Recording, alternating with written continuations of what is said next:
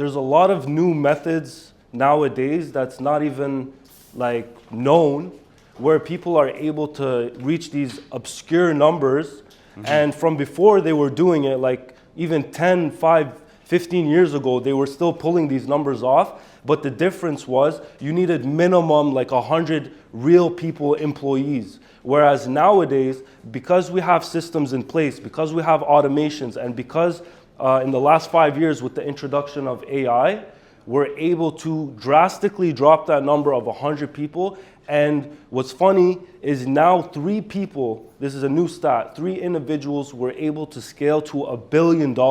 Not a million, but $1 billion through these systems, automations, and all these methods that we're about to show you guys. You're creating content like these gentlemen are doing. 2 is you're paying for it. You're paying ads through Facebook, Google, whatever the case may be. You're paying to get out there. Number 3 is through workshops and events like this, right?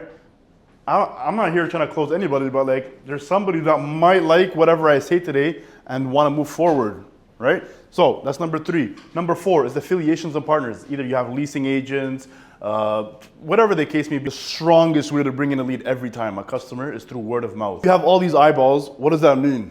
Just because you have eyeballs, people watching you, doesn't mean you're going to make money. Systemizing and nurturing your customers or your followers or your subscribers is that in the hopes that later on, they will be purchasing something from you, right? So let's talk about the formula though. Yeah, give me the more value yeah. and the more free samples you end up giving, it creates more opportunity.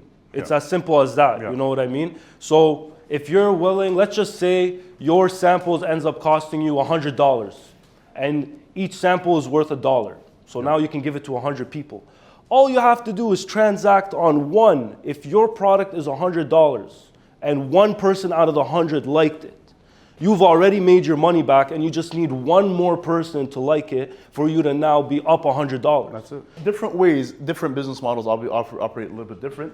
You know, free quotes, a lot of moving companies, a lot of appointment service-based businesses, they give out free quotes. So I know we've touched a lot on like the sample game and this and that, but really because the title is qualification, there is a little bit of sauce to giving out free samples. You don't just want to give free samples to everyone. Because sometimes what ends up happening is they just take, they run away and you know, you don't make any money off of it. That is possible. So when you want to qualify who you're giving these free samples to, there are ways to do that. So you can do that through a questionnaire. You can do that through surveys where you have logic built behind it. So for example, I can create a survey and I can tell the survey, like, listen, if they answer the question like this, just disqualify them right away. They're not my ideal client.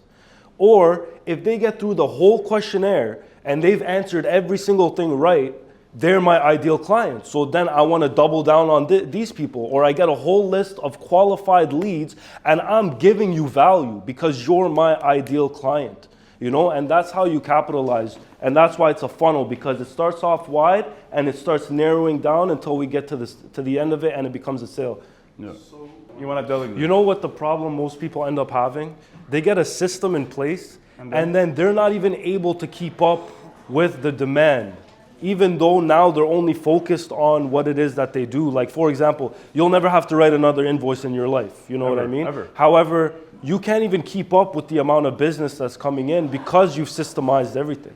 So it's like, it's a blessing and a curse, because when you can't keep up, that's business that you're still losing. So it's also matching up the scalability.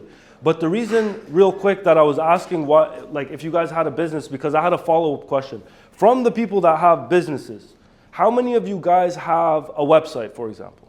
Simple. Like this is like one-on-one business. Okay. Okay, so half of you guys, half of the people that raise their hand have a website. Okay. Amazing. How many of you guys have a landing page?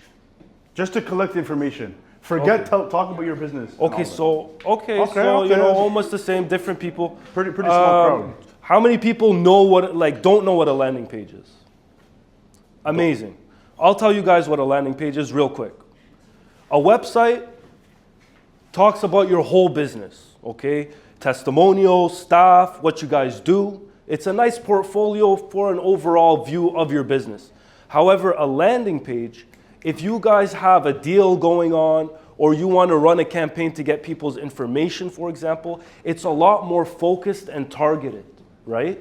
So that way, you're not confusing the person that's going onto your brand and website by an overwhelming amount of information, and you get exactly what you want out of them, whether that's them to sign up, get your freebie, or transact from a simple, one-time product or one-time deal. This is what landing pages are for. Now, what's funny is because the numbers are so low with websites and landing pages, you can't even continue on to the rest of the funnel. Say you're like a barber, right? Yes. Oh, perfect. My brother. Actually, we have a bunch of barbershops that we've already integrated systems for. And what's funny is we compared the same barbershops with integrated systems with the old school method. I have a perfect example for you. On Walkley Road, there's a barbershop called Eli's Barbershop. Used to go to him a long time ago. When I drive by, I look at this guy's barbershop, it looks the same as it looked like 20 years ago. It has not changed. He has the same clientele, it's the same area that he's targeting, and he makes the same amount of money. He's probably made the same amount of money for the last 20 years. Is it doable? Yes. But if you're comfortable with what you're doing, then you probably should stick to Excel sheets. However, if you want to grow departments and you want to grow another location and franchise at some point, that's the CRM game. You know what? Question for you. You're relying on these 20 customers and you're a great barber. But what happens when each one of those people give a chance to another barber? Are you guaranteed that business? No. So that's the guarantee comes in making sure people are constantly walking through your door. Another thing is managing those relationships. So yeah, do you want to be cutting hair? Do you want to be cutting the next person's hair? Or manually messaging people like, hey, did you have a good haircut? Hey, are we still on for tomorrow? Hey, what did you think of the service? Whereas if you have systems in place, you're literally just cutting hair and you're still doing all of that. So, to answer the question, 100%. But the whole idea here and what we said from the very beginning is we want to show you guys how to get to $1 million. You know how tough it would be to get to $1 million using spreadsheets? It'll never happen.